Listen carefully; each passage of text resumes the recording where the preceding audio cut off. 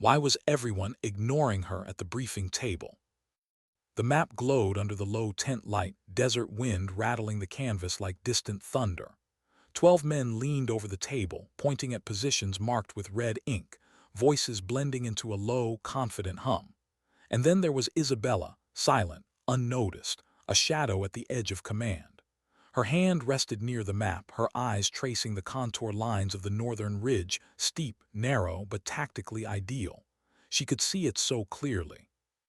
Yet when she finally spoke, her voice almost vanished beneath the chatter. "We could use the ridge as Overwatch," she said quietly. "It gives visual coverage of the entire compound." The laughter came instantly, sharp, dismissive, cutting through her suggestion before it even reached the air. "That climb would kill you before the enemy does," one of them joked. "Tag along wants the mountain view." Another laughed, and the room erupted again. She forced a smile, but it didn't reach her eyes. Inside, something small twisted and hardened. She didn't argue. She never did. That was the rule she had taught herself early: listen more, speak less, let them underestimate you. Because being unseen could sometimes be a weapon, sharper than any rifle she carried.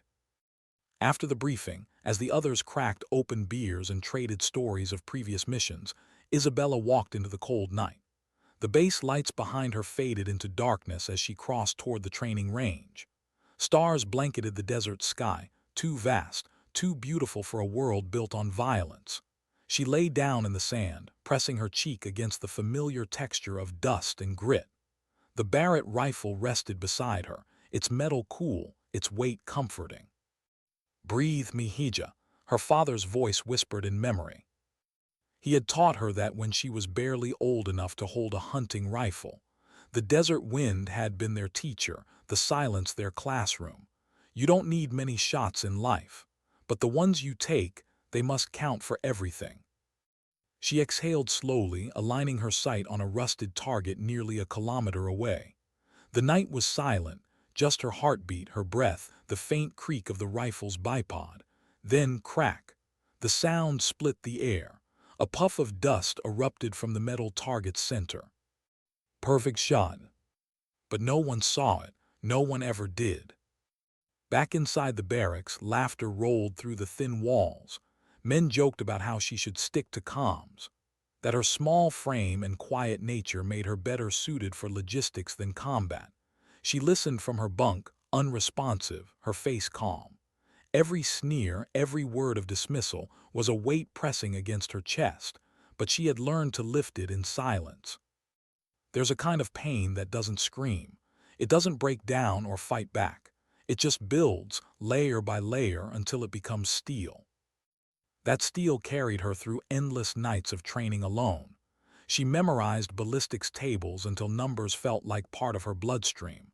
She studied wind drift, distance, humidity, and the way a single breath could change a bullet's fate. While others slept, she built herself into something quiet and lethal. Her teammates called her tag along, but she was becoming something else entirely. And then came the orders. A rescue mission, deep in insurgent territory. 3 captured American engineers. Intelligence said there'd be light resistance, 20 fighters, maybe 30. Standard weapons, no organized defense. A simple in-and-out operation. It sounded easy, too easy. The helicopter rotors thundered through the night, cutting through sand and darkness.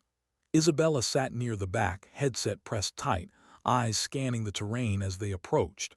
She always memorized the landscape, every ridge, every shadow, every shape the earth made. Others trusted the plan. She trusted what she saw. They landed hard.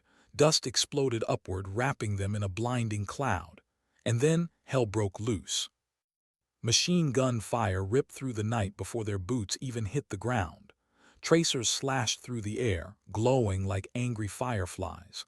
The valley exploded with sound, RPGs screaming overhead, explosions lighting up the canyon walls in flashes of orange.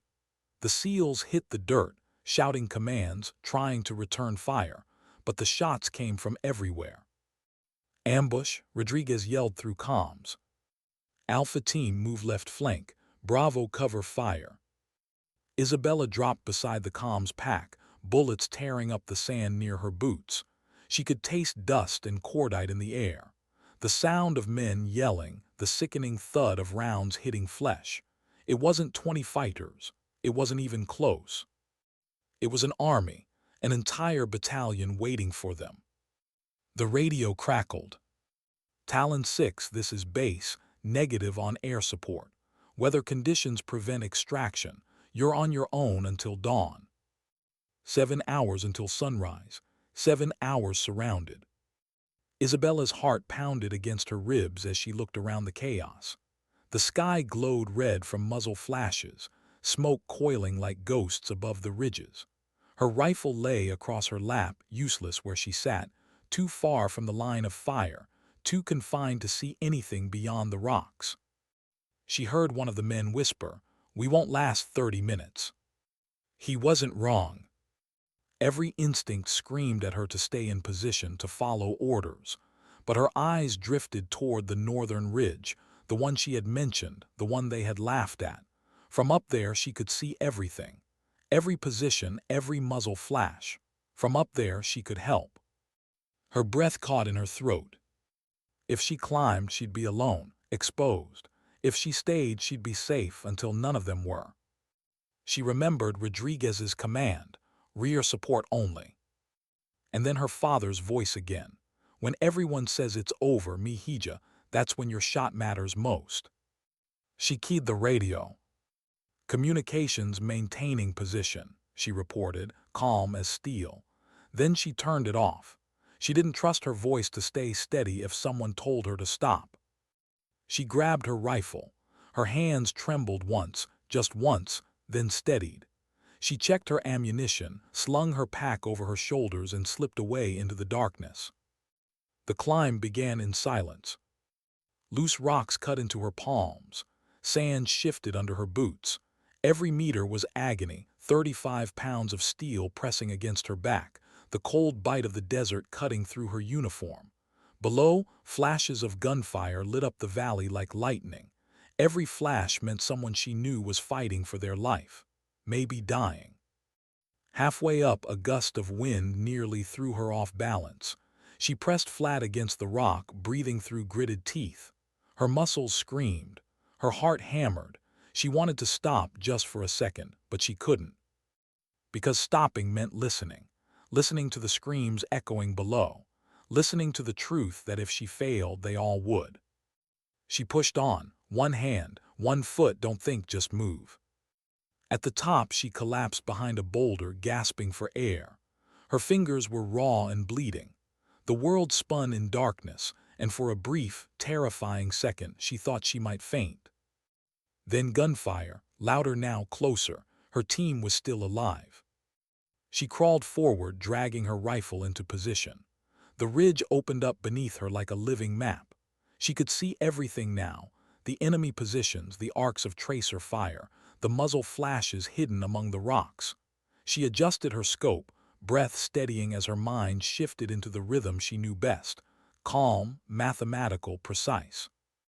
Through the glass, she saw Rodriguez duck behind a wall of rubble, his men pinned down by heavy machine gun fire. No cover, no escape. Her pulse slowed. Wind speed 4.7 meters per second. Distance 800 meters. Elevation drop 120. Her mind whispered numbers like prayers. Her finger brushed the trigger. "Make it count," she breathed. The rifle kicked against her shoulder, the sound echoing across the valley. One heartbeat later, the machine gun fell silent. For a second, no one moved. Even the enemy seemed confused. Then another shot, another drop. Isabella adjusted, shifted 2 degrees, fired again. A second explosion of dust. Another fighter fell. Below, Rodriguez shouted something, but she couldn't hear it. She didn't need to. She knew what they were all thinking. Someone's up there. She moved positions after every shot, crawling through gravel and thorny brush, using every rock as concealment. Never twice from the same place. Never giving them a line on her. The desert wind became her ally, a racing sound, masking her scent, blending her movements into the landscape. They had mocked her once for her patience, for her quiet, but now quiet was power. Her scope caught sight of an RPG team setting up behind a burned-out truck. She waited, breath held, then fired. The gunner dropped, his weapon rolling uselessly into the sand. The Americans began to move. One by one, they pushed forward, reclaiming ground.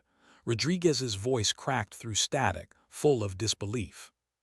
"Whoever's firing, keep going, keep going." But she didn't respond. She couldn't. This wasn't about glory, it was about survival. Shot by shot, she dismantled the ambush. Machine gunners, spotters, radio men, each one fell with precision so exact it felt impossible. The ridge that no one could climb had become the throne of their salvation.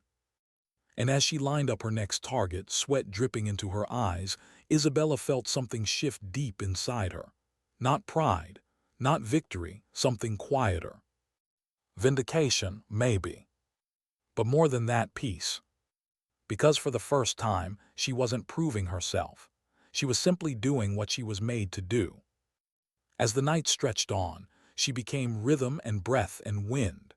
Every pull of the trigger was another heartbeat in a body made of silence.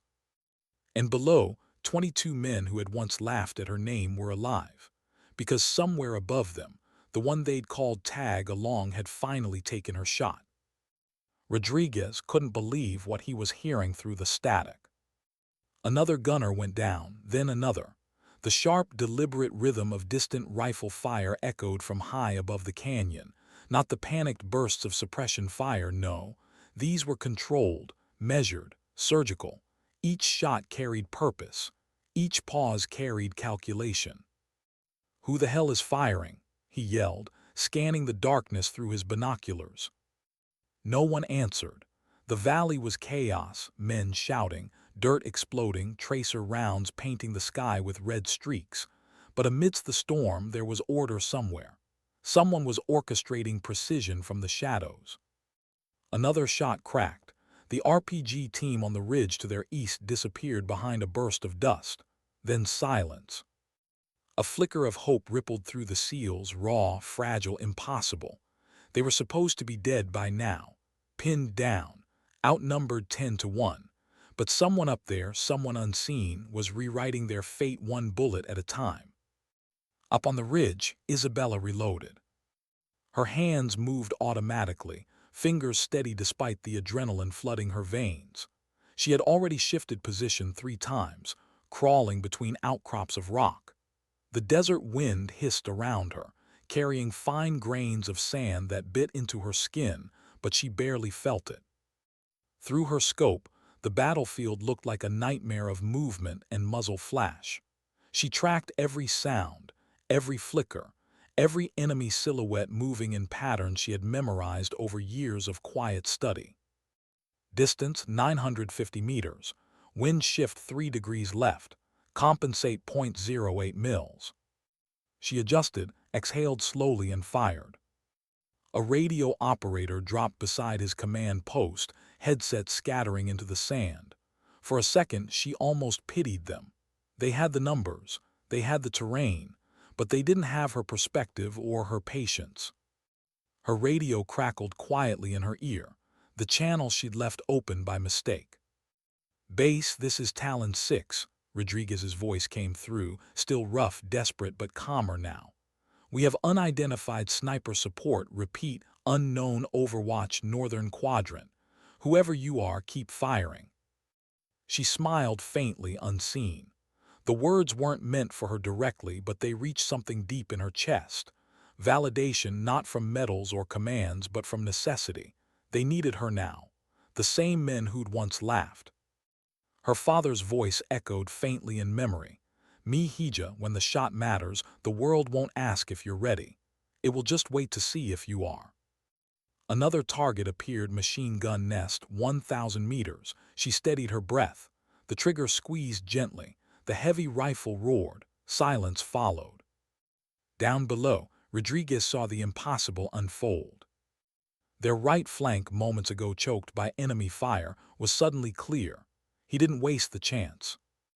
All teams advance 30 meters, push while they're disoriented. The SEALs moved fast, disciplined, their boots pounding across the sand, adrenaline overriding exhaustion. They didn't know who was saving them, but they trusted that voice of thunder above them now, the one that spoke only through the rifle. Another crack, then another. Each shot wasn't random chaos, it was choreography. Like invisible hands rearranging the battlefield, removing threats one by one until the impossible started to feel survivable. Up on the ridge, Isabella shifted again, crawling through the gravel. Her elbows and knees burned, blood mixing with sand. She reached for her canteen, took a sip, then froze, voices, close. She pressed against the stone, holding her breath.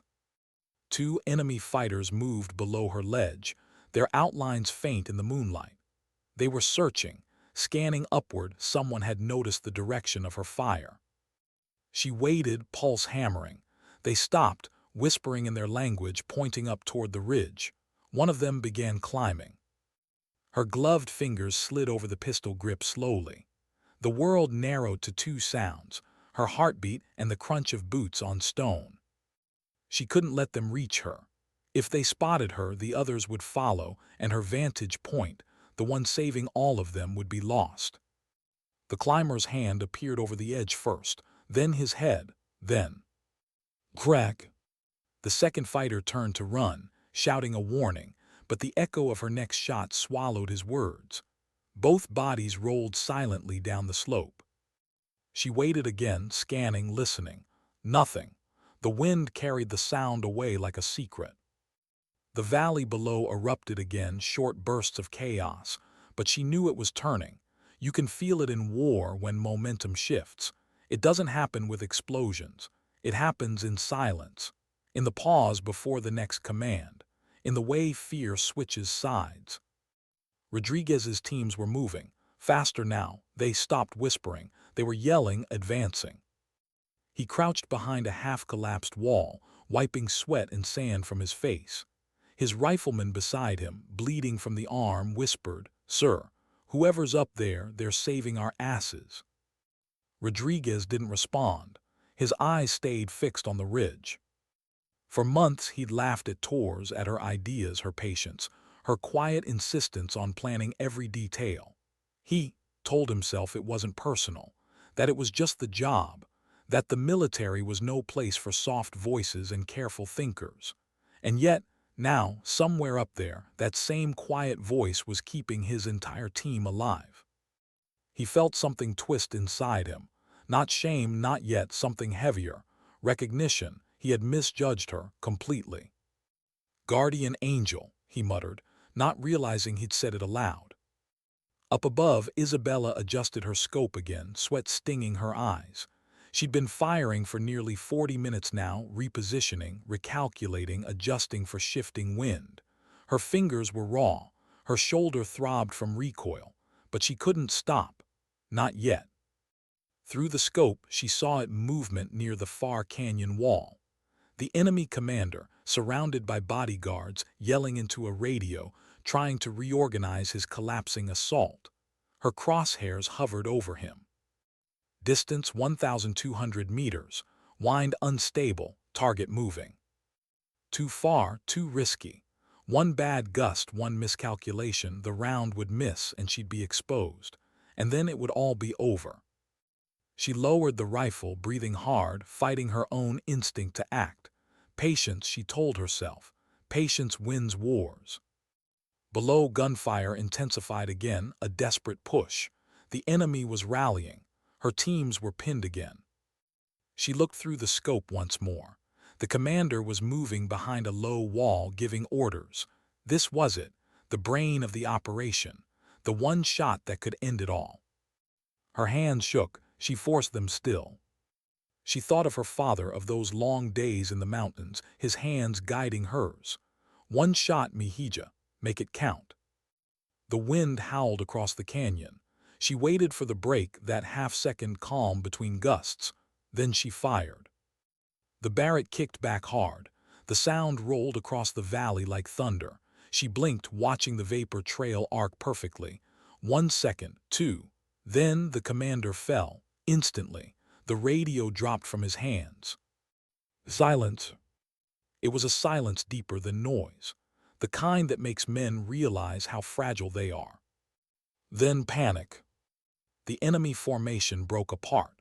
Fighters began retreating in every direction, shouting, scattering into the dunes. Without orders, without leadership, they were nothing but noise and confusion. Rodriguez watched it unfold, disbelief written across his dirt-streaked face. One moment death had been certain, the next it was gone. He keyed his radio. Talon 6 to all teams, cease fire, hold position. We've got them on the run. He looked back toward the ridge. Dust hung over the rocks, glowing in the faint moonlight. Guardian Angel, he whispered again, whoever you are, thank you. But Isabella didn't hear him. She was too busy counting her rounds, scanning for movement, staying focused until she was sure it was over. And then, for the first time in hours, she lowered the rifle. Her arms trembled uncontrollably. Her entire body shivered with the aftershock of adrenaline. The silence was heavy, beautiful, unbearable. She sat back against the rock and let out a shaky laugh that turned into a sob halfway through. She'd done it. Her radio buzzed with faint chatter, Rodriguez's voice, others calling out positions, confirming safety. She switched it back on. Guardian Angel, do you copy? Rodriguez asked through static. She hesitated, then keyed the mic. Copy Talon 6, she said, voice low but steady. You're clear, ridge is secured. There was a pause, then Torres, is that you? She didn't answer, she didn't have to. Below, Rodriguez exhaled slowly, disbelief melting into something else, respect.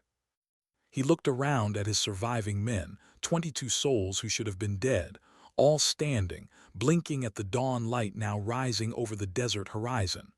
Pack it up, he said quietly. We're going home.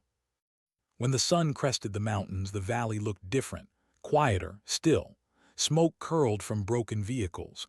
Dust drifted in slow spirals. Life, fragile and stubborn, clung to every survivor left standing.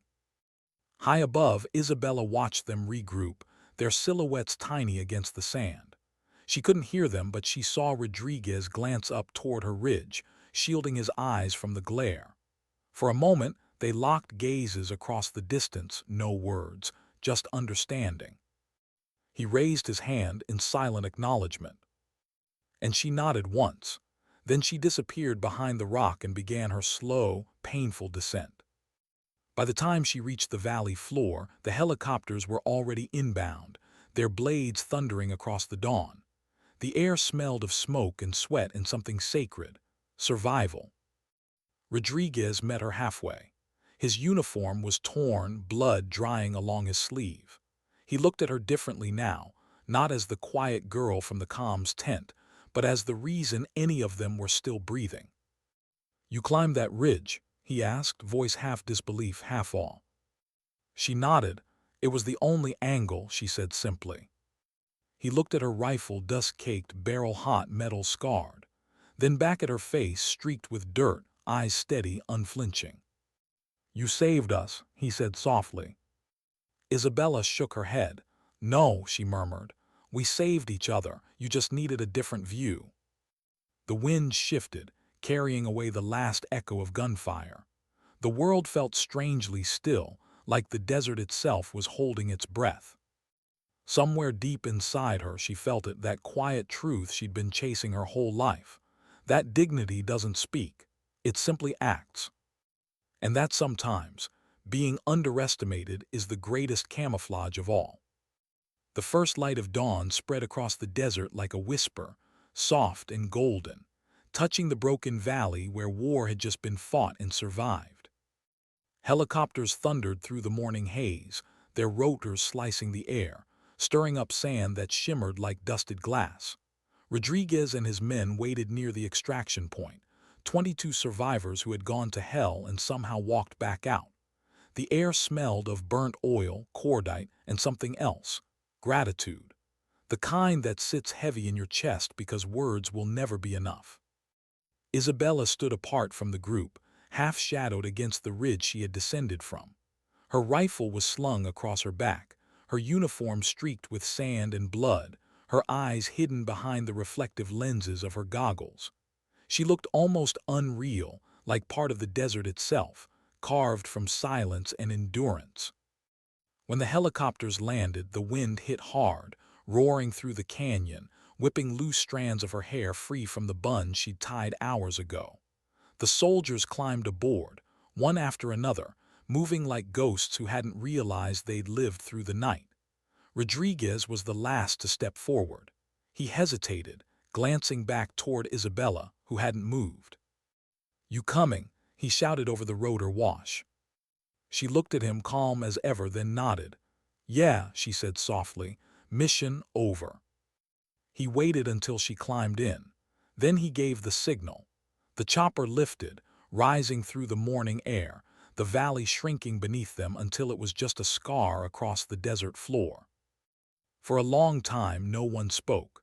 The noise of the helicopter filled the silence that words couldn't. Rodriguez sat across from Isabella, studying her face. It was streaked with grime, a faint bruise forming along her temple where she must have hit the rock during the climb. Yet her expression was steady, almost peaceful, like the storm had passed and she was already somewhere else in her mind. "You saved my men," Rodriguez finally said, his voice almost lost to the roar of the engine. She didn't look at him. "I did my job," she replied, quiet but firm. He shook his head slowly. "No, you did more than that."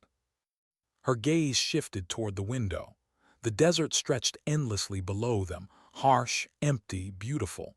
She thought of the ones who hadn't made it in other missions, the names that never left her memory. Survival wasn't glory, it was responsibility. "You ever notice," she said finally, almost to herself, "how silence after a battle sounds louder than the fight itself?" Rodriguez frowned slightly. "What do you mean?" She looked back at him then, eyes dark and calm. "It's like the world remembers what we did here, even when we try to forget." He didn't answer. He didn't need to. He understood. When they reached Falcon Base, the tarmac shimmered with heat. Dust rose in spirals as the choppers touched down. People were already gathering, mechanics, medics, off-duty soldiers, drawn by rumors that had spread faster than reason. An entire SEAL team ambushed, surrounded, presumed lost, but saved. Saved by one sniper firing from a ridge no one believed reachable. As the doors opened, Isabella stepped down first. The air hit her face, hot and dry, and for a moment she felt weightless. Her boots touched the ground and reality returned. Her uniform was torn at the knees from the climb. Her gloves were stiff with dried blood. The Barrett rifle on her shoulder gleamed faintly in the rising sun, a tool of both salvation and burden. Around her, soldiers whispered, their eyes tracing her movements like she was part myth, part miracle. Rodriguez followed behind, his steps slower, the fatigue finally catching up. He approached her quietly, his voice low enough that only she could hear. "They're calling you the Angel of the Ridge." She gave a small, tired smile. "Don't," she said softly. "It wasn't divine, just math and training." He chuckled under his breath, but his expression remained heavy with something unspoken. Guilt, respect, gratitude tangled in confusion. "Torres," he said, and then paused. "I owe you hell. I don't even know what I owe you." She looked up at him, her expression unreadable. "You don't owe me anything, Sergeant. We all did what we had to." He studied her face. "You broke orders." Her jaw tightened. "Yeah." "Why?" She hesitated, glancing back toward the distant ridge, now just a pale silhouette against the dawn. "Because the plan was wrong," she said quietly, "and people were dying while we waited for permission to fix it." Rodriguez didn't reply immediately. He looked at the ridge too, then he nodded slowly. "Then thank God you did." The sound of boots echoed across the tarmac as the base commander, Colonel Whitaker, emerged from the operations building. His presence alone carried weight, tall, sharp-featured, with the kind of stillness that came from decades of war. The crowd straightened instantly. Even the wind seemed to pause. Whitaker approached Isabella directly. His eyes scanned her rifle, then her face, then the exhausted men behind her. The silence stretched until it became reverent. Then, to everyone's shock, he saluted her. It was crisp, formal, precise, the kind of salute reserved for those who'd done the impossible. The murmuring stopped. Rodriguez removed his cap. Every soldier on the tarmac stood straighter. The desert, the base, the entire morning seemed to narrow into that single, motionless moment, an acknowledgement not just of skill, but of truth. When Whitaker finally lowered his hand, his voice carried across the field. "What you accomplished out there," he said, each word deliberate, "will be studied for decades. 27 confirmed enemy kills at ranges exceeding 800 meters. No friendly casualties. Under conditions most operators wouldn't survive 5 minutes." He paused, letting the magnitude settle. But numbers don't tell the story. This wasn't about marksmanship. It was about courage, initiative, and the refusal to surrender to the impossible. His eyes met hers. "You redefined the meaning of Overwatch." Isabella stood perfectly still, her chin lifted, her voice steady when she finally spoke. "Just following the training, sir." Whitaker almost smiled. "If that's true, then maybe we should all be trained by you." The crowd laughed softly, but it wasn't mockery this time. It was pride, respect, the kind that had been earned the hard way. Rodriguez stepped forward, his voice quieter but no less sincere. "Torres, I misjudged you," he said. "We all did." She turned to him, her gaze softening. "You saw what you were trained to see," she said. "So did I. Difference is, I stopped believing that was the whole truth." He nodded slowly, unable to find words. The moment passed and orders resumed. Medics checked wounds. Engineers collected damaged gear. The rhythm of military life resumed as though the world hadn't almost ended the night before. But Isabella felt it. Something subtle had shifted, not just around her, but inside her. She made her way toward the edge of the tarmac, away from the crowd. The ridge was still visible on the horizon, shimmering through the morning heat. She stared at it for a long time. It looked peaceful now, like it hadn't been drenched in chaos just hours earlier. But she remembered every shot, every breath, every moment of stillness before she pulled the trigger. Her hands trembled slightly as she removed her gloves. Blood crusted along her knuckles. She flexed her fingers, feeling the ache, the weight of every life her precision had taken and saved. That paradox always haunted her. You end lives to protect others. You destroy to preserve. It wasn't glory. It was balance. Fragile, brutal balance. Rodriguez joined her quietly, holding 2 cups of black coffee. He handed one over. "They'll probably write your name in the manuals," he said with a half-smile. "Turn it into legend." She shook her head. "Legends don't bleed," she said. "They don't shake when it's over. I'm no legend." He studied her profile, the way the rising light caught her features, soft but unyielding. "You might be the most human soldier I've ever met," he said. She didn't answer. She just took a sip of coffee, eyes fixed on the ridge. "Do you ever feel guilty?" he asked suddenly. "About the ones on the other side?" She exhaled slowly. "Every time," she said, "but guilt isn't the same as regret." He frowned. "What's the difference?" She looked at him, her expression unreadable but honest. "Regret is wishing you done something different. Guilt is knowing you did what was necessary and wishing you hadn't had to." The wind moved between them again, carrying the smell of jet fuel and sand. "Still," she continued quietly, "it reminds you that you're not lost yet. The day you stop feeling anything, that's when you've gone too far." He nodded, understanding. The kind of understanding that doesn't come from words, but from shared silence. Later, when the crowd dispersed and reports were filed, Isabella stood alone near the landing pad.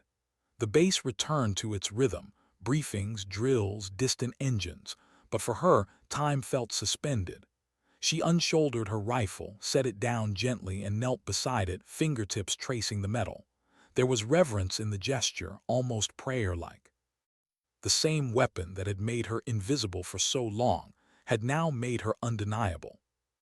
Yet she felt no triumph, just peace, and a quiet exhaustion that came from finally being seen, not because she wanted to be, but because there was no denying it anymore. As the sun rose higher, casting long shadows across Falcon Base, Isabella Torres closed her eyes and whispered something only the wind could carry. "Make it count." They started calling it the miracle at Falcon Base. Within 24 hours, every corridor buzzed with versions of the same story. Soldiers who hadn't even been there claimed they'd seen it. The Ridge sniper, the impossible shot, the woman who saved 22 men with precision and silence. The tale grew with each retelling. The distance of her shots lengthened, her climb became steeper, the odds more impossible. Reality turned into legend before the blood on her gloves had even faded. But Isabella Torres didn't feel like a miracle. She felt tired. Sleep didn't come easily. When it did, it came in fragments, short bursts of memory replaying in her mind. The sound of the rifle, the smell of gunpowder, the way the night air vibrated after each shot. Sometimes she'd wake up to the echo of that last one, the shot that ended the fight, and feel her heart racing like the battle hadn't stopped at all. On her second morning back, she stood at the base shooting range before sunrise. Alone, as always, the world around her was still. The horizon burned faintly orange, the desert wind whispering through the empty lanes. She loaded a single round into her Barrett, chambered it, and sighted in on a steel plate 600 meters away. Her hands were steady, her breathing calm. She fired once. The plate rang clear, a perfect hit. The sound echoed through the range, long and hollow, like a reminder rather than a celebration. She lowered the rifle and just listened to the silence that followed. Behind her, a voice broke the stillness. "You know, most people would have taken the day off." She turned to see Rodriguez approaching, his uniform crisp, his expression softer than she'd ever seen it. He carried 2 cups of coffee again. She smiled faintly. "You always bring coffee." "It's cheaper than therapy," he said, handing her one. "And you look like you need both." She accepted it, the steam rising between them in the cool morning air.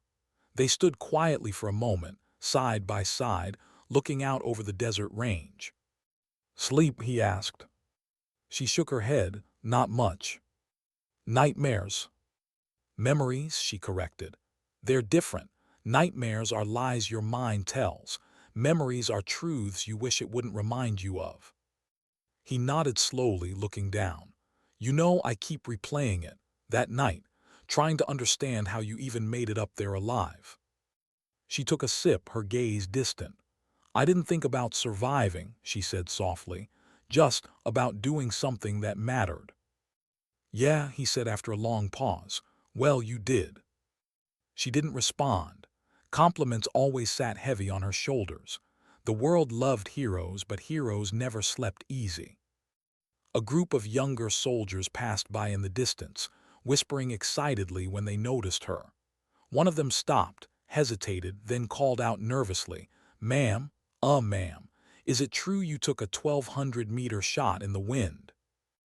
Isabella gave a small smile. "It's true the wind doesn't care how far you shoot," she said simply. "It just reminds you who's in control." The young soldier grinned awkwardly and nodded, not quite understanding the depth of what she'd said. They left, whispering again, their voices fading into laughter. Rodriguez watched her quietly. "They're going to be talking about you for a long time." She exhaled. "That's what worries me." "Why?" "Because stories grow," she said. "And the bigger they get, the less truth they carry. Someday, someone will think I wasn't scared that night, that I didn't doubt every choice I made. But I did, every single one." Rodriguez studied her expression, the exhaustion buried behind her calm. "You think they shouldn't call you a hero?" She shook her head. "Heroes are clean stories. I was just doing the math." The coffee had gone cold. Neither of them drank it. By noon, she was back in uniform, summoned to the debriefing room. Colonel Whitaker sat at the head of the table, surrounded by analysts, intelligence officers, and command representatives. The atmosphere was thick with professionalism, but beneath it ran something else, curiosity tinged with awe. They asked her to walk through the engagement, step by step, round by round. She did. Her voice remained calm, deliberate. She described her climb in technical terms, gradient distance concealment. She explained how she adjusted for crosswinds, how she chose each target based on tactical priority. She didn't dramatize. She didn't embellish. She spoke like a teacher explaining geometry. But when she reached the part about the final shot, her tone softened. "I didn't know if it would land," she admitted. "There was too much wind. The target was moving. It was almost a guess." Whitaker leaned forward slightly. "And yet you took it." She hesitated, because not taking it would have meant watching them die. He nodded slowly, calculated risk. She looked down at her hands, desperation with math. The room fell silent. For the first time, the officers around her weren't just analyzing tactics, they were listening to the quiet truth underneath. The cost. When the meeting ended, Whitaker stopped her at the door. "Torres," he said, "the marksmanship school at Pendleton is reviewing instructor candidates. They asked for someone exceptional. I'm putting your name forward." Her eyes widened slightly. "Sir, I'm not." "You are," he interrupted. "And it's not a request, it's an opportunity." She didn't argue, just saluted, her mind caught between pride and reluctance. As she left the room, she caught her reflection in the hallway mirror, dust still on her boots, fatigue under her eyes. She hardly recognized herself, not because she'd changed, but because the world suddenly saw her differently. That night she found herself sitting on her bunk, staring at her rifle leaning against the wall. The barracks were quiet now, save for distant hums of generators and wind slipping through vents. In her lap, she held her father's old field cap, the one she kept folded in her pack since enlistment. The fabric was faded, frayed at the edges. She traced her thumb along its stitching. He'd always believed she'd do something meaningful. She just never thought it would come at this price. The door creaked open. Rodriguez stepped in, still in partial gear. "They told me about Pendleton," he said. "You're really going?" She nodded. "Orders." He leaned against the doorframe. "You could have refused." She smiled faintly. "You can't refuse purpose." He chuckled softly, but his eyes were serious. "You're not coming back, are you?" She didn't answer immediately. She looked at her rifle again, the way the moonlight from the window glinted off its barrel. "This place will move on," she said finally. "It always does. New faces, new missions, that's how it should be."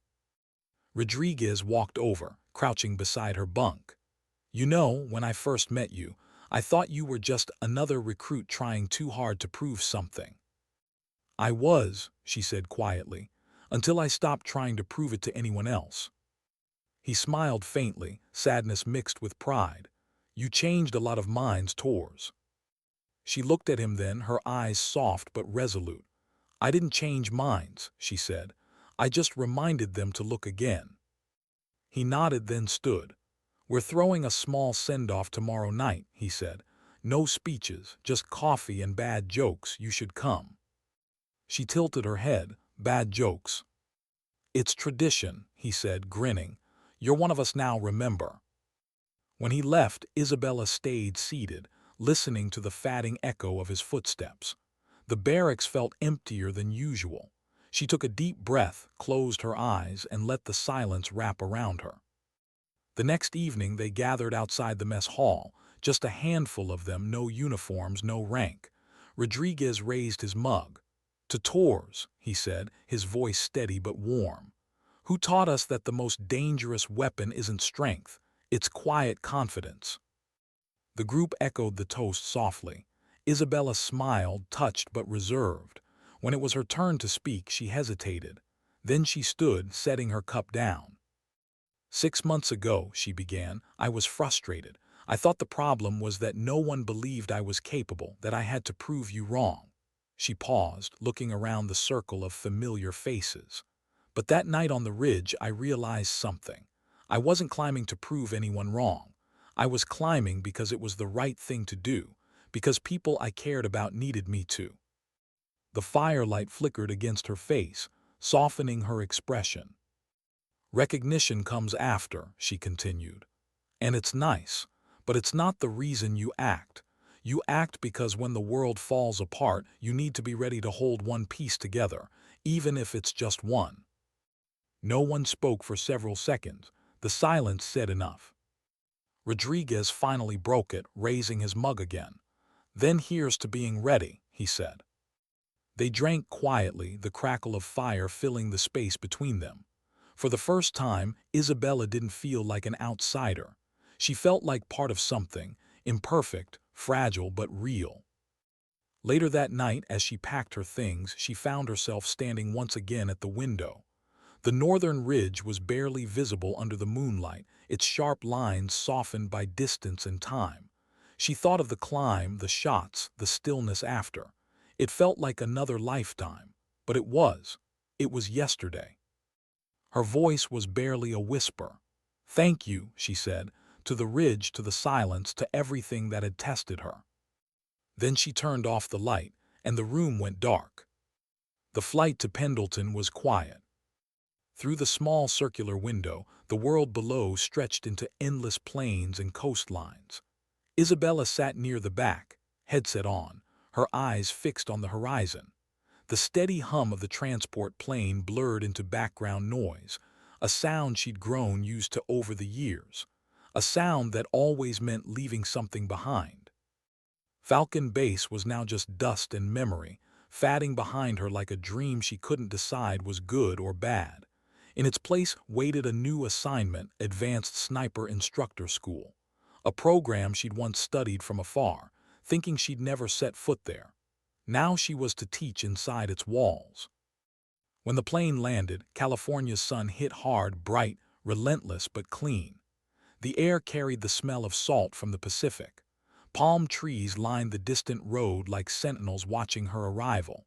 For a brief second, she missed the desert, the silence, the stillness, the way wind replaced words. Here, everything felt louder, busier, more exposed. The base looked immaculate, concrete and precision, rows of trainees jogging past in perfect rhythm. The kind of place where excellence wasn't optional, it was assumed. A young lieutenant met her on the tarmac, clipboard in hand. He looked barely old enough to shave. "Staff Sergeant Torres," he asked, straightening as if unsure whether to salute first or breathe. "Ma'am, we've been expecting you." She nodded, adjusting her pack. "I'm not a ma'am," she said quietly, "just an instructor." He blushed, flustered. "Yes, ma'am, I mean yes, Sergeant." She almost smiled. "Show me the range." They walked through the facility, endless corridors filled with training posters and recruits marching between classes. Every person they passed seemed to know who she was. She caught the looks, respectful, curious, almost reverent. The rumors had made it here long before she did. At the range, the lieutenant handed her a briefing folder. "You'll be overseeing advanced marksmanship and field tactics. Your reputation precedes you, ma'am." He hesitated, then added softly, "The trainees talk about the ridge." She looked out across the shooting field, rows of targets stretching out to the hills beyond. "Stories grow fast," she said. "Make sure they're learning skill, not mythology." He blinked, unsure how to respond. When he left, Isabella stood alone again, the coastal wind tugging at her hair. She walked the line of shooting benches, her boots crunching on the gravel. Everything smelled of oil, brass, and salt. It was perfect. And yet, it wasn't the ridge. At Falcon Base, silence had been her companion. Here there were whistles, commands, laughter, the rhythm of structured learning. Predictable, safe. She wasn't sure she trusted safe anymore. That afternoon, she taught her first class. 12 trainees lined up, rifles ready, eyes forward. Most of them were men, a few women, young, eager, too confident. They stood at attention as she approached, and she could feel their curiosity, the unspoken question behind their stillness. Is this really her? She placed her helmet on the table, looked at each of them, and said, "You already know what they call me. Forget it." A few exchanged uncertain glances. "I'm not here to tell you stories," she continued. "I'm here to make sure you understand that every shot you take carries weight, not numbers, weight." She walked slowly down the line, her voice calm but firm. "You'll hear about distance, windage, elevation. You'll think those are the things that make you a sniper. They're not. What makes you one is knowing when not to pull the trigger." One trainee, a tall man with restless eyes, raised his hand. "Ma'am, permission to ask." "Ask," she said. "Is it true you took a 1,200-meter shot in a sandstorm?" The others turned to look at her, waiting. She paused. "Yes," she said, "it's true." "Then how did you know you'd hit?" "I didn't," she said simply. "I just trusted the math and what was left of my heartbeat." They stared at her like she'd just spoken a language they hadn't learned yet. She let the silence stretch before adding, "Skill can be taught. Trust can't. And it's trust in your weapon, in your calculation, in yourself, that decides whether you live long enough to regret your mistakes." The next hours passed in rhythm. She corrected stances, adjusted scopes, called out errors without raising her voice. Her teaching style was precise, unflinching, but patient. Every correction came with a reason. Every word carried the calm of someone who'd already paid the price of imperfection. When class ended, the recruits lingered, whispering. She ignored the attention and began disassembling her rifle for maintenance. The process was meditative, every screw, every click, a reminder of order in chaos. Later that evening, she found herself walking along the coastal cliffs just beyond the base. The sea below roared endlessly, waves breaking against stone in a rhythm older than war. The sun dipped low, casting gold over the water. She sat on a rock, the wind cold against her face, and for a while she just listened. She thought about Falcon Base, about Rodriguez and the others, about the ridge, about the moment before her first shot that night when she'd thought she was going to die. The fear had been real, almost paralyzing. But beneath it had been something stronger, a strange calm that came not from confidence, but from acceptance. She missed that calm. A voice broke her thoughts. "Instructor Torres." She turned. One of her trainees, the same tall one who'd asked about the 1,200-meter shot, stood a few feet away, helmet under his arm. His name patch read Hale. "Something you need, Hale." He hesitated, shifting awkwardly. "Permission to speak freely, ma'am." She nodded. "I just wanted to say," he looked down. "I watched the footage from the Falcon Ridge mission, the command feed, the part where the radio picks up your voice at the end." Her shoulders tensed slightly. That footage was supposed to be classified. "It was," he admitted. "But word gets around. I just wanted to say that hearing you made me realize something." She waited. "What's that?" He looked up, eyes steady. "That bravery doesn't always sound loud. Sometimes it sounds like someone who's scared but keeps talking anyway." She didn't respond right away. The wind filled the space between them, tugging strands of hair across her face. Finally, she said quietly, "If that's what you learned from it, then maybe it's worth the rumors." He nodded, saluted, and left. She watched him go, then turned back toward the sea. The waves moved endlessly, each one breaking and vanishing into the next, like battles, like lives, like moments that mattered only until they were gone. That night she lay in her quarters, staring at the ceiling. Her reputation had followed her here like a shadow she couldn't shake. She heard the whispers in the mess hall, "That's her, the sniper from Falcon." Some said it with admiration, others with awe, but all of it felt like distance. The more they admired, the less they understood. Because what they didn't see, what no story could ever capture, was the silence that came afterward. The guilt that didn't vanish with medals or promotions. The memory of the recoil, the echo, the stillness after pulling the trigger. That was the part no one wanted to talk about. Weeks passed. Her trainees improved not because she inspired them, but because she demanded precision without ego. She never raised her voice, never glorified killing. Every lesson ended the same way. Make your shots count, not for pride, for purpose. One morning she found a note left on her desk. No signature, just a line written in careful block letters. Don't train to prove doubters wrong. Train to be ready when readiness decides everything. She smiled faintly. Someone had been listening. That evening she went to the range alone again. The sun dipped below the horizon, painting the sky in orange and violet. She set up her rifle, sighted downrange, and waited for the wind to settle. The stillness wrapped around her, familiar and comforting. She closed her eyes and heard the desert again, the storm, the gunfire, the voice in her ear asking if it was really her.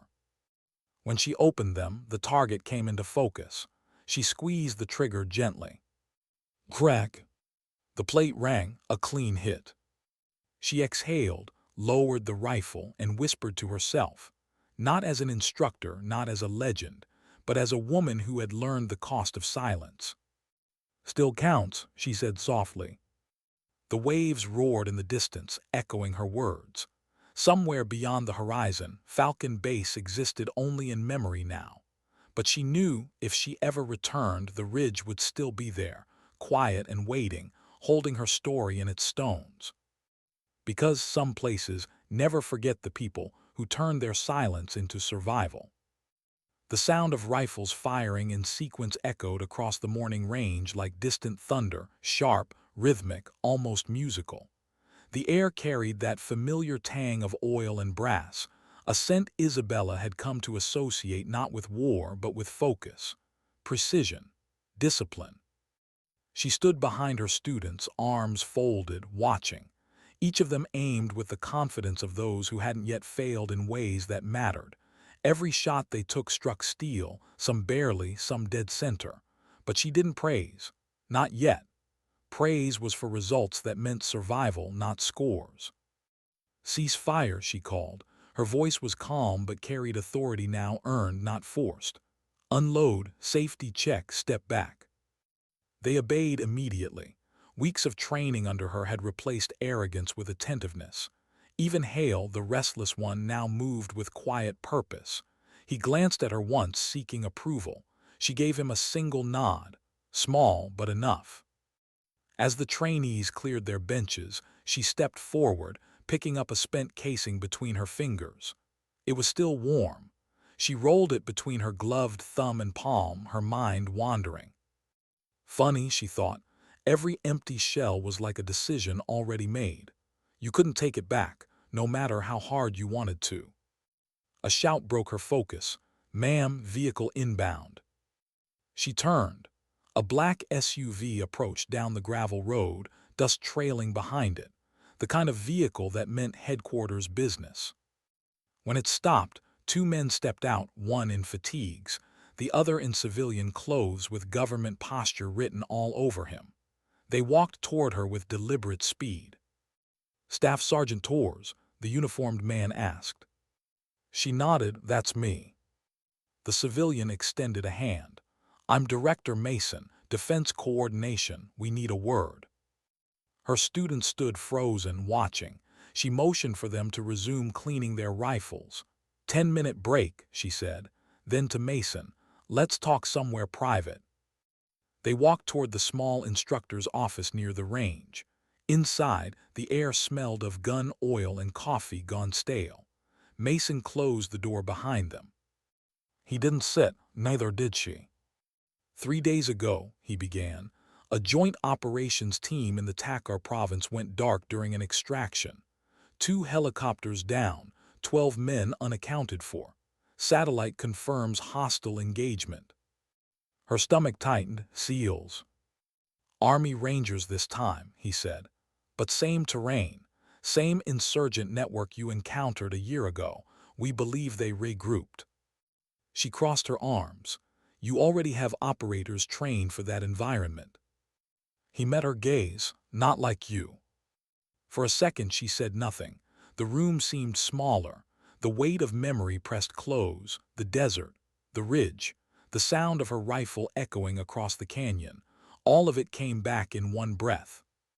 I'm an instructor now, she said firmly. There are people better suited for field work. Mason shook his head. Respectfully, Sergeant, that's not true. We've analyzed the engagement at Falcon Ridge. No one else could have done what you did, not under those conditions. She leaned back against the desk, eyes narrowing. And what exactly are you asking me to do? He hesitated. We're forming an Overwatch team. Small unit, deep insertion. We need someone who can read terrain and adapt without constant comms. Someone who's already proven they can make impossible shots under impossible pressure. She stared at him. You want me to go back? I want you to save lives again. The words landed like a blade turned inward. When he left, she sat in silence for a long time. Outside, her trainees laughed, the sound young and bright and painfully innocent. It reminded her of herself once, before the ridge, before the echoes that still followed her into sleep. She looked down at her hands. They were steady, always steady, but inside something trembled. Later that evening, she found Hale waiting by the range. Instructor Torres, he said, I heard you're being reassigned. She raised an eyebrow. You have good ears. He smiled nervously. Bad habit. The others are talking about it. She sighed softly. Then they should get back to practice. He hesitated. You're really going back out there? She looked past him, toward the horizon where the ocean met the sky in a perfect, unbroken line. If they send me, she said quietly, then yes. Why? He asked. You've done enough. You already proved everything. She turned to him, her expression unreadable.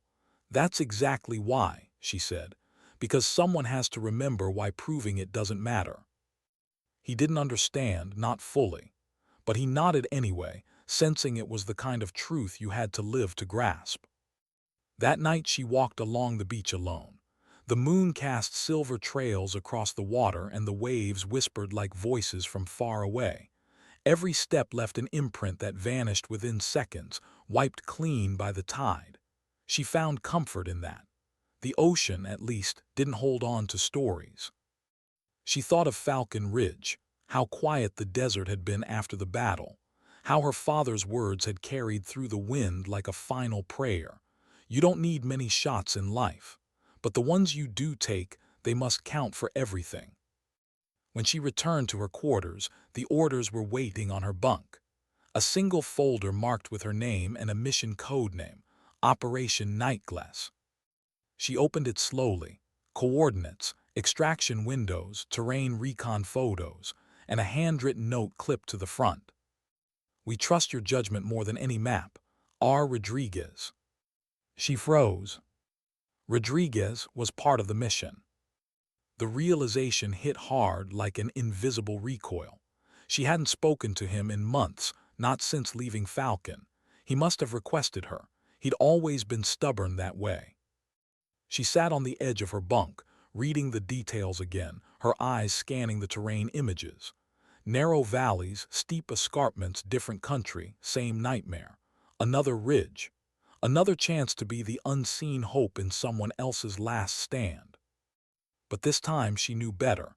Survival wasn't guaranteed. It never was. She packed her gear in silence, scope covers, data book, wind charts she probably wouldn't need. Every piece of equipment went into its place with ritual precision. It wasn't preparation anymore. It was penance. 2 days later, she was on the transport again. Night flight. Minimal crew. Rodriguez sat across from her, his face older, more lined, but still sharp. When he saw her step in, he grinned faintly. Didn't think you'd say yes, he said over the engine hum. She buckled in. You knew I would. He nodded. Yeah, I guess I did. They sat in silence for a while. The hum of the aircraft filled the space between them. Finally, he said quietly, We're not walking into another Falcon, are we? She looked at him. We might be. He smiled grimly. Then I'm glad you're here. She didn't answer. She didn't need to. The way she checked her weapon, the calm in her breathing, it was answer enough. Hours later, they jumped under moonlight. The desert stretched out below like a sea of shadows. They hit the ground rolling, rifles ready, breath steady. The air was colder than she remembered, the kind of cold that smelled like dust in memory. Rodriguez moved beside her, his voice low through comms. Feels familiar. It should, she said, scanning the horizon. Different ridge, same ghosts. They moved through the night, the small team advancing silently. The radio crackled occasionally, fragments of static, then silence again. The mission was clear, find the missing Rangers. But as the hours dragged on, it became clear that something wasn't right. The coordinates didn't match. The tracks were scattered. The terrain too quiet. By dawn, they found signs of a fight, shell casings, blood, shredded gear, and then a helmet half buried in sand. Rodriguez knelt beside it, jaw tight. They didn't make it.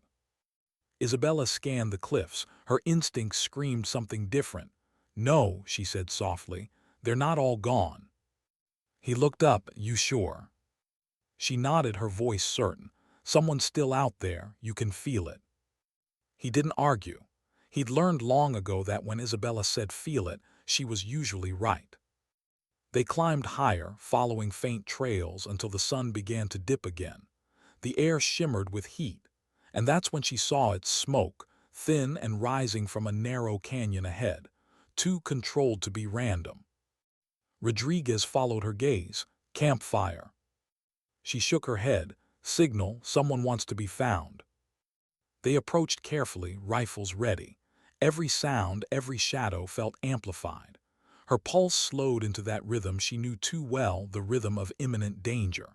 The ridge walls closed in and the light began to fade. Somewhere ahead, a voice called weakly through static. Anyone, this is Ranger 2 if you can hear this. Isabella froze. The voice was real. Someone was alive. She exchanged a look with Rodriguez. Then she whispered, we're not done yet. The ridge loomed above them, dark and unforgiving, the same way it had a year ago. But this time she didn't feel fear, just purpose, cold, steady, and sharp as the barrel of her rifle. Whatever waited ahead, she was ready to meet it. Because sometimes, the world calls you back not to repeat what you've done, but to prove you still remember why you did it. The canyon smelled like smoke and fear. Thin tendrils rose from the rocks ahead, twisting in the fading light like signals sent by ghosts. Isabella crouched low behind a ridge of stone, one knee pressed to the dirt, her rifle resting across her thighs. Every instinct screamed caution, but the voice on the radio, that weak, broken transmission, had been too human to ignore. Ranger 2, she whispered into her comms. This is Talon Overwatch, say again. Static crackled, then faintly a reply, 2 survivors pinned down coordinates. The rest dissolved into noise. Rodriguez moved beside her, scanning the canyon through binoculars. If that's a trap, he said quietly, it's a good one. She adjusted her scope, scanning the slopes. Or it's what it sounds like, someone who's barely holding on. He looked at her, his expression grim. You sure you want to bet on that? She exhaled slowly. No, she said, but I'm not leaving them without knowing. The wind shifted. Distant gunfire echoed through the canyon, short bursts, disciplined. Not random shooting. Someone down there was still fighting. That was all the confirmation she needed. She slung her pack higher, checked her ammunition, and started forward. The others followed, moving in staggered formation through the jagged terrain. Every step crunched softly against the sand and gravel, each sound magnified by the silence between echoes. The desert was deceptive, beautiful from afar, brutal up close. The rocks tore at their uniforms, the sun burned through the thin air, and every shadow could hide death. By the time they reached the outer edge of the canyon, the last light of day was bleeding into darkness. Rodriguez raised his hand, signaling halt.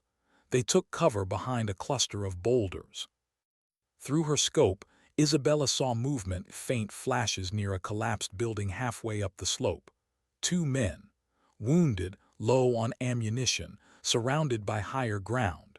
She counted at least a dozen hostiles moving in the shadows around them. "They're boxed in," Rodriguez whispered. "No way we can reach them before." "Unless," Isabella interrupted softly, "someone gives them space." He looked at her, immediately knowing what she meant. "You're not climbing again." She was already tightening her harness. "You said that last time." "This isn't Falcon," he hissed. "Different ground, no cover if you miss one." "I won't." He grabbed her wrist, eyes hard. "You can't keep doing this alone." She looked at him, calm, steady, the faintest trace of a smile tugging at her lips. "I'm not alone," she said. "You're still down here." Before he could answer, she was moving. The climb was brutal, sharper than any before.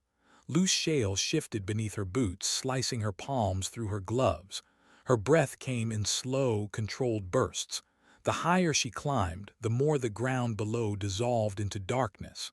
She didn't look down, not once. Her muscles burned, her heart pounded, but her focus narrowed to the rhythm of movement, hand, foot, breath, silence. Above her, the stars were beginning to bloom, cold and distant. Below her, war whispered in flashes of light and sound. When she finally reached the ledge, her arms trembled from the effort. She pulled herself up, chest heaving, and pressed against the rock face until her pulse slowed. Then she crawled forward, belly to the dirt, until the entire canyon unfolded beneath her scope. The scene was chaos. Two rangers huddled behind a ruined wall, trading short bursts of fire. The enemy moved in disciplined patterns, converging from multiple sides. They had maybe 10 minutes left at best. "Rodriguez," she whispered into comms, voice low. "I've got visual." He answered instantly. "How many?" 12 hostiles. 3 snipers on the high side, 2 machine guns, multiple foot mobiles closing fast. "You're calling it." She lined up her first shot, adjusted for wind. Her finger rested gently on the trigger. "I'll start with their eyes," she said. The Barrett roared. The first sniper fell before he could even find her. The second went down seconds later, his scope shattering under her round. Panic rippled through the enemy line, confusion born from invisible precision. Down below, the trapped rangers ducked instinctively, unsure what had just happened. Then they realized the fire wasn't aimed at them anymore. It was aimed for them. Rodriguez's voice came through the radio. "Move. Use the window she's giving you." The soldiers broke cover, sprinting across the slope as Isabella shifted her aim, firing again and again. Each shot was deliberate, surgical, rewriting the battlefield one body at a time. Dust plumed where her rounds struck, each impact silencing another threat. She heard Rodriguez shouting commands below, the team advancing to cover the survivors' extraction. Everything unfolded like choreography, a dance between chaos and control. But then the sound changed. A single high-caliber round cracked through the air, striking the rock inches from her face. Shards of stone tore across her cheek. She ducked instinctively, rolling behind cover. The echo of that shot told her everything she needed to know. Counter-sniper. Her pulse steadied. She shifted her scope slowly, scanning the opposite ridge. There, a glint of glass. The enemy sniper had found her, and he was patient, just like her. She exhaled softly. This wasn't panic. This was symmetry, one marksman against another, both invisible, both waiting for the breath that meant death. Seconds stretched into eternities. Her eye never left the scope. Her finger hovered, her heart synchronized with the wind. She thought of her father again, that voice in the mountains, calm and warm. "Mihija, patience is your weapon. The world reveals itself to those who wait." She waited. The glint flickered again, just barely. That was all she needed. She fired. The recoil hit her shoulder hard, echoing down the ridge. For a heartbeat, nothing happened. Then movement. The other sniper's scope dropped, his silhouette collapsing backward into the sand. Silence. She breathed again. Below, Rodriguez's voice came through, sharp but steady. Target neutralized. Neutralized, she said, wiping the blood from her cheek. Copy that, he replied. We've got the survivors. Extraction point in 5. She scanned the canyon again, verifying movement. The 2 rescued rangers were being pulled out, Rodriguez leading them through the debris. Her team moved like clockwork, fast, efficient, alive. And then over the radio came a sound she hadn't heard in years. Applause. Someone from the extraction team had started clapping, slow and stunned. Others followed, soft laughter, disbelief, relief. She smiled despite herself, shaking her head. Don't start that, she murmured. Not again. The radio buzzed and Rodriguez's voice came through, a mix of humor and awe. Guardian Angel, welcome back. For a long moment, she just stared at the horizon, watching the sun bleed over the mountains. It was almost morning again, the same way it had been at Falcon. The same light, the same silence after chaos. She took one last look at the canyon below, at the men who were alive because of her patience, her refusal to quit, her choice to climb again.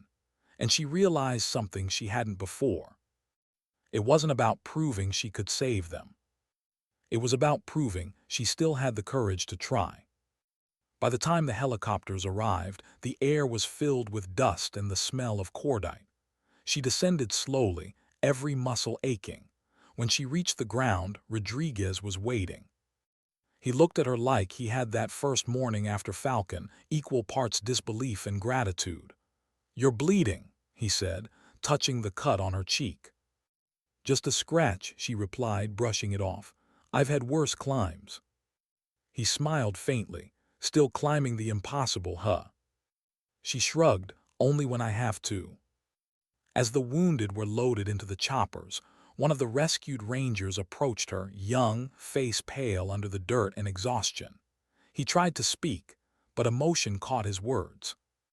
"Ma'am," he finally managed, voice hoarse, "we heard you on comms. You saved us." She studied him quietly. He looked just like any soldier she'd trained, brave, scared, human. "No," she said softly.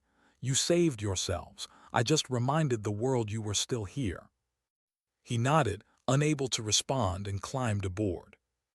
When the last helicopter lifted off, the wind whipped around them again, stirring up sand. Rodriguez and Isabella stood side by side, watching the horizon. He looked at her, voice low. "You know they'll make another story out of this." "Let them," she said. "Stories keep people believing."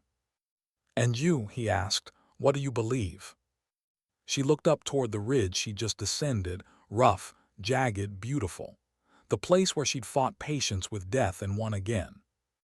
"I believe," she said quietly, "that some ridges we climb because we have to, and some because they remind us who we are." The wind carried her words away, scattering them into the dawn.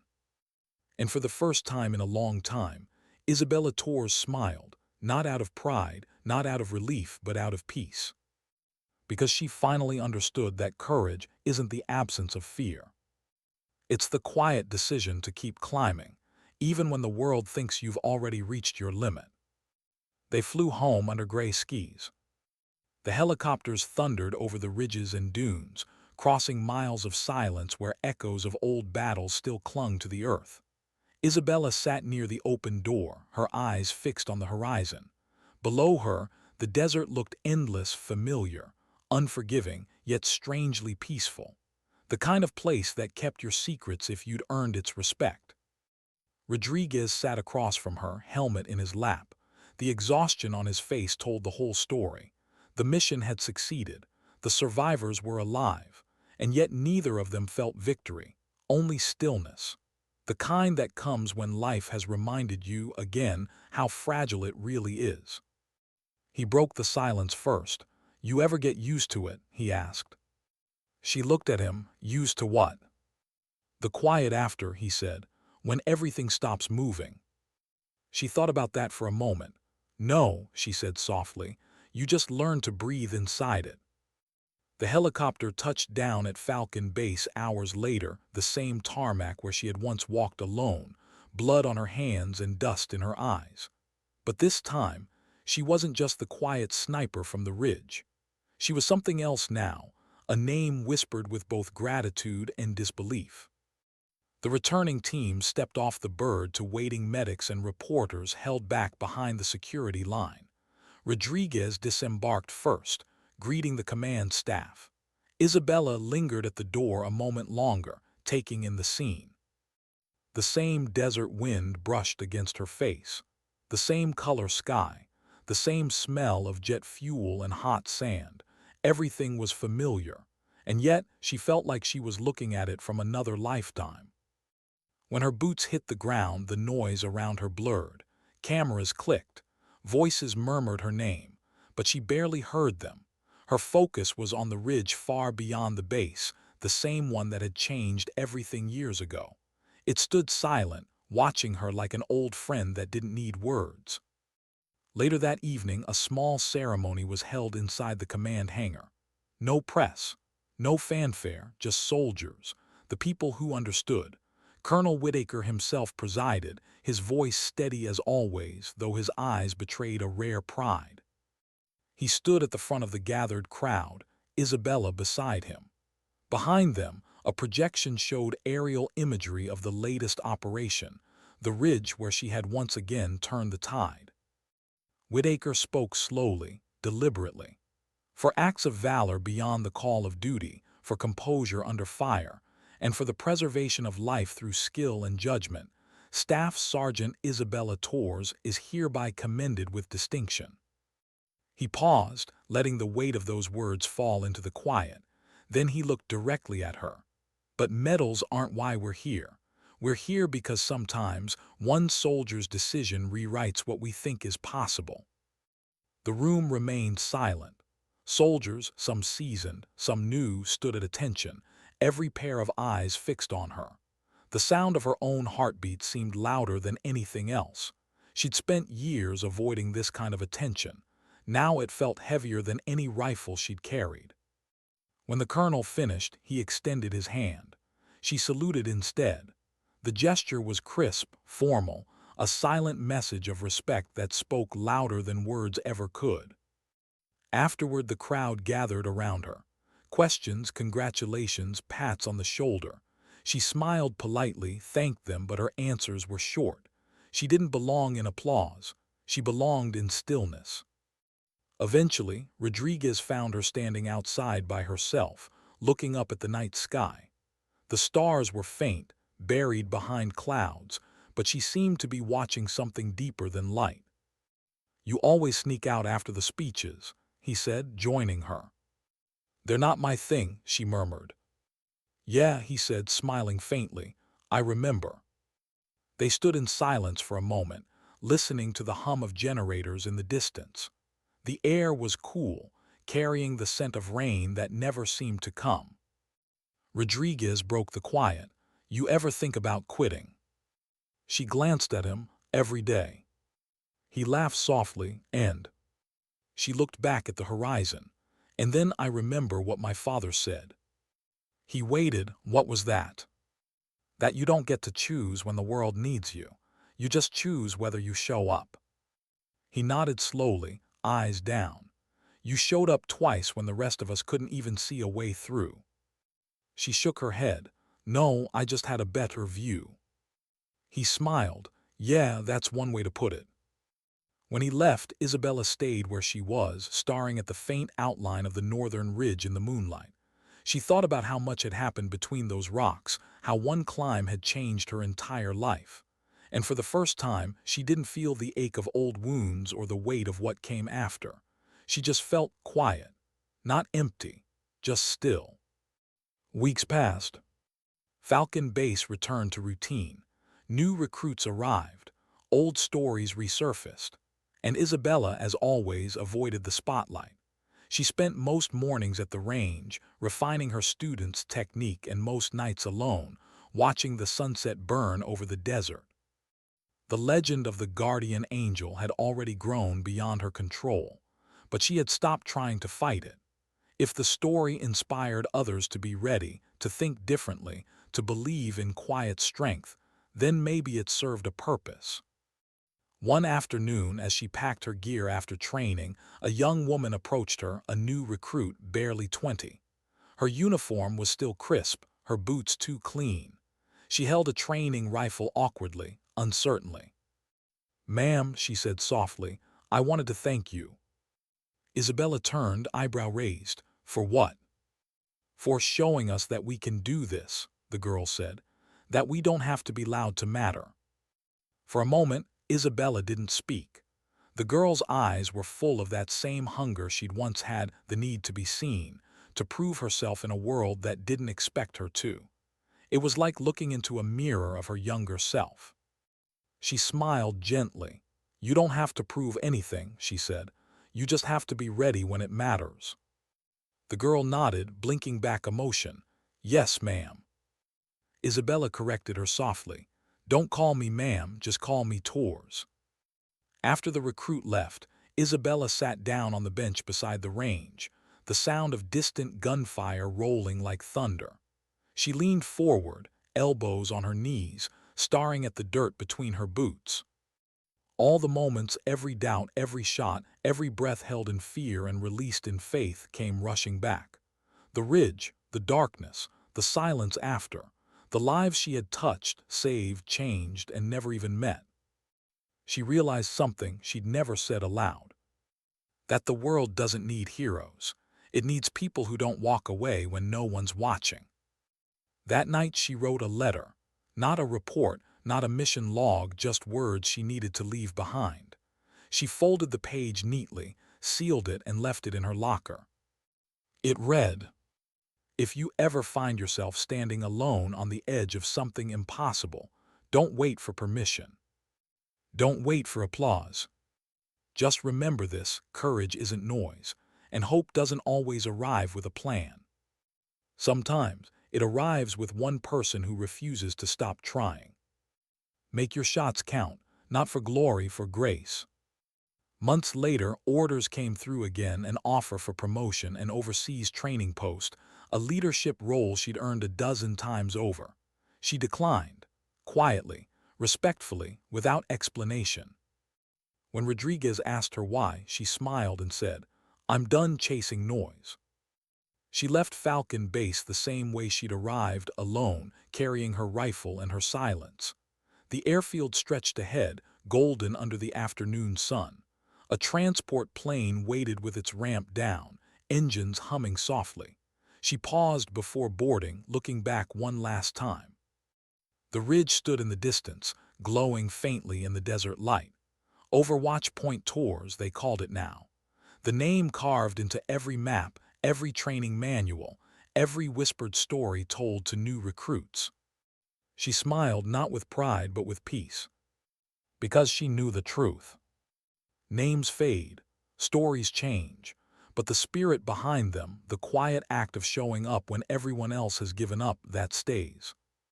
She climbed the ramp and disappeared into the hum of the engines.